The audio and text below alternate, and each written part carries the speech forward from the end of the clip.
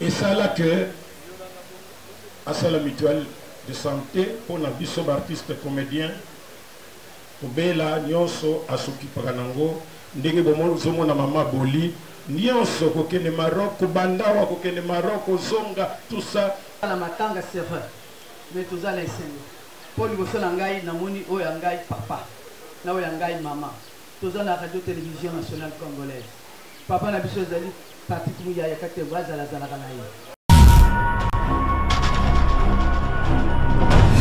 Balim sangata msusu na ilobelwana na bio posie que tozala abungu le quoi déjà toyo ka ke corps ezana no moi libanda na no yete moi tozana moi bolingo moko ezala wana ba oui lelo msusu tokolo ba lelo zomona na mboka toza na problème moko ba péage ezala OK nzela ezozala mingi te mosusu akola mokamenta azwi décision abiki ya lelo mpena na okoma place wana mpe na baréalité ya nzela ntango mosusu mpe yango nazosenga vraiment kakotedi batenir vraiment plus génération oyo eyesima rigueur te mosusu mpe peut-être moni neti nga naoloba naokanisa mama bolita mosusu kutanani na ye na nzonzini me nakosalongo wana toyala te mpe eza na bajeune lelo ebele oyo ta mosusu atikaka komona mpena bamisala te bamare wana baser wana basala ozo comprendre donc c'est-à-dire akomaka bolingo azoyoka biso baladi eso mpe tozobaka bolingo bafisi tosaisai bagénération na biso bade loin bamasa mosusu me bapeti mosusu mpe ko baye na nsima ntango babolingo baosala bango biso nde toza bafanatique bango bolingo baze na biso bacartouche seleka bamba baposa elombe totala bango c'est-à-dire eza bagénération na bagénération oza na ba mosusu lelo baocomprendre teyate mpo batali biso mais peut-être aokoka kocomprendre te bolingo ozomona biso nde motu toyebi misala na bango parce que biso ya maria esunga biso na sinarke mingi qu'on se le dise parce qu'il y a comme le coup l'actrice Moya Sinar chaque film pour présent Kaleba Bandel pour comme na Sinar ma bolingo Bandel pour zangate donc à tourner na biso ebele donc yango lelo to zangate beaucoup ya kufa na ye bolamu na ye wa sa ila biso ta mususu na génération na ye na koyeba na ye belo ayebaki icône o azali mutu mususu to ko benga ye emso nga sa bipale mais akomaki lokola actrice ya Sinar donc si mais surtout dans une époque où on a autre on a besoin et à ça que pour répondre à biso penza kito voilà il y a nos bino bandiko une chance nous on nous voit nous garder qui bien naie bolingo naie donc à ça que unique na germe pour te remplacer na mutu musuti donc ndenge na zalaki ezaka obenga wa tant que les qui yaya mais on soit là quand na kimia donc ça mutu kimia il y a nos motos qui sont et tout le bagage il nous il faut des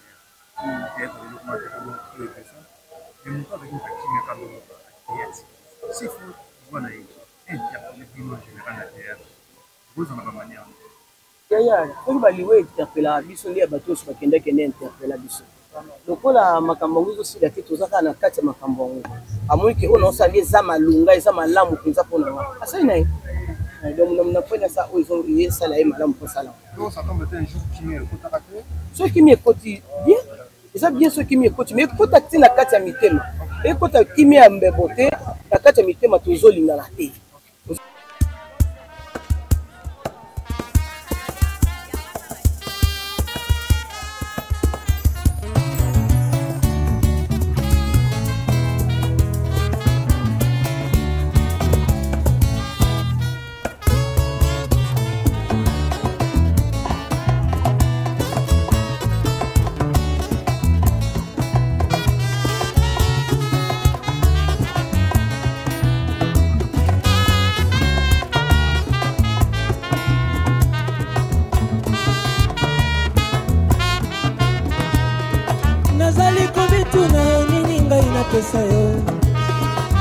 mingi balali na bamongo ebele na kati ya bopito mokonzi yo nde mobateli na ngai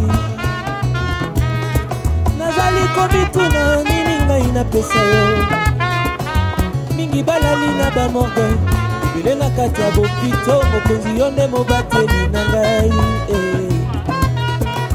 mpona bolingo na ngai te mpona boyengebeni na yo yawe yotonda na bolingo otonda na mawa mpona bolingo na ngai te mpona boyengebeni na yo yawe yotonda na bolingo otonda na mawa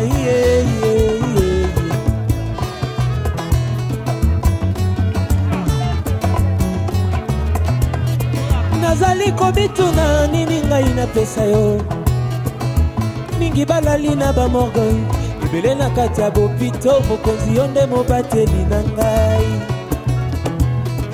nazali komituna nini ngai napesa yo mingi balali na bamorgue ebele na kati ya bopito mokonzi yo nde mobateli na ngai mpona bolingo na ngai te mpona boyengebeni na yo yawe yotonda na bolingo otonda na mawa mpona bolingo na ngai te mpona boyengebeni na yo yawe otonda na bolingo otonda na mawa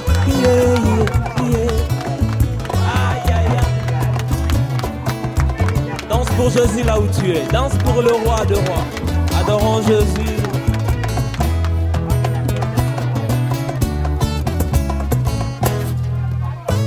Esengo etondi motema nanga koyebana na yo sengo etondi na motema nanga kozala mwana nzambe ya maladi eleki yo na makasi te bobola eleki yo na makasi te sterilité mpe eleki yo na makasi te esengo na motema nanga koyebana na yo sengo etondi motema nanga kozala mwana nzambe ya maladi eleki yo na makasi te bobola eleki yo na makasi te sterilité eleki yo na makasi te eloko te eleki ye na makasi il demeure le Dieu.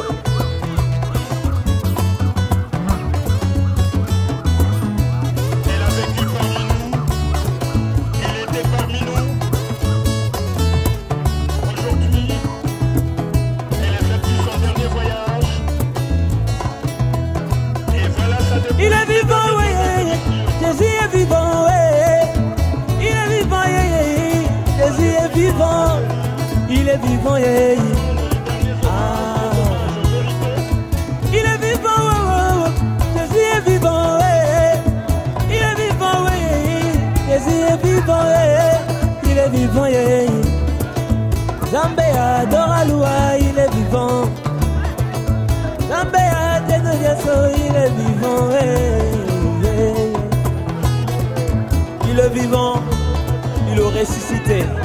Il a ressuscité Lazare. Il est capable de tout. Acclame pour le roi là où tu es.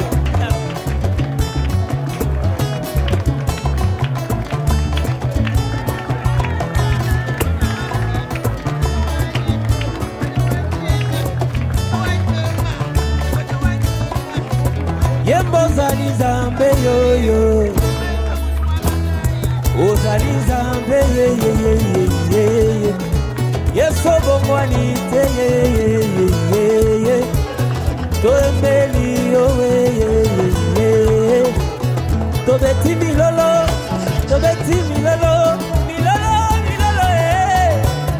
betela ye milolo yeso zali zambe ye yeso bongwani te ye yonde nzamba motema papa totaleli yo ya toyembeli yo nzembo yo lingana là où tu es bina ah. Bougez pour la gloire de Dieu. Qu'il puisse sauver son âme du séjour des morts. Merci. Le deuxième, c'est Apocalypse, chapitre 14, verset 13. J'ai lu. Et j'ai entendu du ciel une voix qui disait, écrit. Heureux dès à présent les morts qui... La mort. Mais c'est dans l'accomplissement de la parole de Dieu. Ici, la Bible nous interpelle. L'interpellation vient du Seigneur. Qui peut vivre et ne pas mourir? Qui? Qui peut sauver sa vie? De quelle puissance? Quelle autorité? Les hommes de Dieu, ce sont là, ils peuvent venir.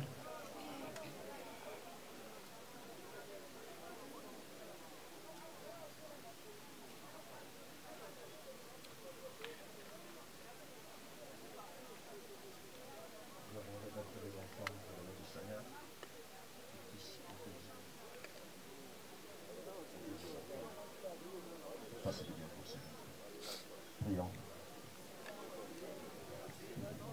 Dieu de toute grâce, toi tu as permis, mon Seigneur éternel, qu'en ces moments, Seigneur, ces enfants se trouvent dans le tombe. Puisque tu as appelé auprès de toi leur maman d'amour, Seigneur éternel, affectionné. Elles sont restées seules, Seigneur éternel. Nous avons besoin de toi. Seigneur, et toi tu gardes ces enfants, tu les protèges. Il n'y a personne qui peut les garder si toi tu ne les gardes pas, Seigneur. Éternel, console les cœurs affligés, bande leurs plaies, Seigneur. Leur plaie est béante, mon Seigneur, en ce moment. Nous avons besoin de toi. Interviens, Seigneur éternel. Ainsi que la prière de bénédiction pour les enfants. À présent, mesdames, mesdemoiselles et messieurs, nous allons inviter le conteur Gaston Toulba pour les hommages.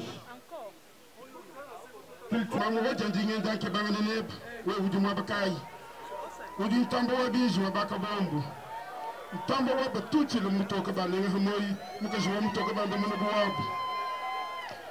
Tambo wa banga tam fulanga ya mutoka ba ndamuna biyoyi. Wajanji nyenda ke banga neba. Mema ngabushi di mwa bakai mukaji mujambi mama bolingo. Di mukushila mwa bakai njinku dilo tamba byos. Bia bakwa lukus. Wewa wadi mukwa nsanga ni nsanga bilolu. Mwena musalu mwena kabanda. Wada wa munki to mo yi kabemba kudi bigele bwana chibin ya bimbin zolugu ni kasubichi bangu wudi mukwa kanyinga mo yabe banyanga mo yibucham mamu wada ngakushiri mwabuka nyine kwa mwamba ntongo luchiboyi mukulu mwibigela mbedi ukaja je mukulu wada bana ba misoko wa munku di wa musantu wa munda ka yombi yombo ka finga ntomba wa fela vita bilonda mbayi mwana buto wa kanyinda wotu kwa muleba mujishi de lufangu kabukala wa babilenga bilenga wa mudiwunda kwa kungwa boni rubanda kwetu kujimbo bukumbira lubanda kufundu kwa nzemba katanda wa muchindi mbo kwa mukebe nukoni munda wa ditonga mukene kwa Tanzania nukabundi ni mukenga mamudi kasa wa bachilanda kasa ujila nkunde ya chilanda mwena nkunde ndikusharu shokola mwati. Chers amis artistes, admirateurs et compagnons de route, en ces jours empreints de tristesse, nous voici réunis pour rendre un dernier hommage à une femme d'exception. Marie-Clémentine Odjakabasukupo Mboyayi, que nous avons tous connue sous le nom de scène de Bolingo, nous a quittés. Une lumière s'est éteinte. Massassi, elle a participé à faire du théâtre un art populaire et un vecteur de conscience. Une langue populaire parlée par tous. Un art vivant au service du peuple congolais. Des œuvres marquantes comme Mwanan Soussou ou Diallo contre Sans Souci demeurent les témoins vivants de ce combat artistique pour éveiller, pour instruire, pour rassembler. Mais au-delà de l'artiste, il y avait la femme. Une femme de cœur, de valeurs, d'engagement. une grande sœur attentive, une mère dévouée, une éducatrice infatigable. Elle a su accueillir, élever, conseiller, consoler. Dans sa maison affectueusement surnommée Bassora par les Banaya Moveta, elle a ouvert non seulement ses portes, mais aussi son cœur, sans jamais attendre quoi que ce soit en retour. Elle n'était pas seule dans ce combat. Sa famille biologique, sa famille artistique, et la distinguée première dame à travers la fondation qui porte son nom, ont marché à ses côtés, jusqu'au dernier souffle. Aujourd'hui, alors que le rideau se baisse, une étoile s'élève. Bolingo, ton départ nous bouleverse, mais ton héritage nous élève. Tu vis désormais dans les artistes que tu as inspirés, dans les cœurs que tu as touchés, dans les familles que tu as aidées, dans les enfants que tu as aimés. Tu as tant donné, tu as tant aimé, tu as tant construit. De l'information et presse, porte-parole du gouvernement de la RDC. Merci d'être venu pleurer avec les artistes. Après cette oraison funèbre, nous allons à présent... Grâce à lui, tu nous as élevés, éduqués et transmis le courage de croire en nos rêves. Merci maman pour cette détermination sans faille, pour ton engagement qui illumine nos vies en ce moment. Tu resteras notre inspiration, chère maman. Maman, tu as livré ton combat comme une gladiatrice, défiant la maladie. Merci pour les rires, pour les leçons et ta force infinie. Ton dernier rideau se baisse, mais ton cœur vibre en nous comme une mélodie. Maman, pour honorer ta mémoire, nous tes enfants, tes petits-enfants et tes gendres avons décidé de créer la fondation Odia Bolingo d'illumination pour incarner ton amour inconditionnel de tes valeurs sociales, culturelles et communautaires, ainsi que ton engagement envers les vulnérables. La fondation Odia Bolingo sera bien plus qu'une structure. Elle sera le prolongement de ta bienveillance, un refuge où ton esprit de solidarité continuera de guider nos actions.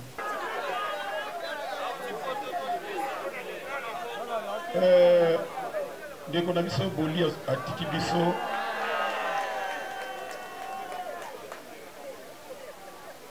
aponaki musala moko ya Frezali et avantage naie azali ba génération et que ba œuvre naie et pour ça là que azala toujours na bomoi entre biso et loko ya suka na lingina singa kaka na bandeko bo pesa biso courage pour assister biso lokola ANTP isate et ça là que à la mutuelle de santé pour na biso artiste comédien obela nyonso asokipaka nango ndenge bomo na mama boli nyonso kokende Maroc bandawa kokende Maroc zonga tout ça ezali la première dame c'est extraordinaire mutozo s'occuper na santé bandeko. Bon, tobeta maman, tobeta makasi pour la maman, maman Denis. Merci Guy.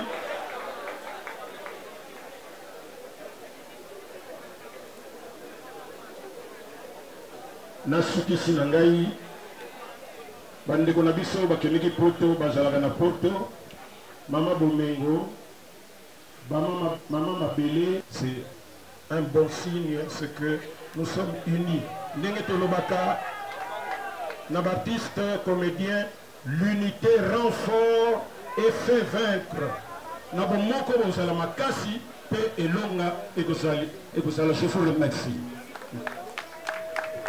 Merci beaucoup, Monsieur le Président, l'ambassadeur de la paix. Pour ce faire, Nous allons prendre... voilà.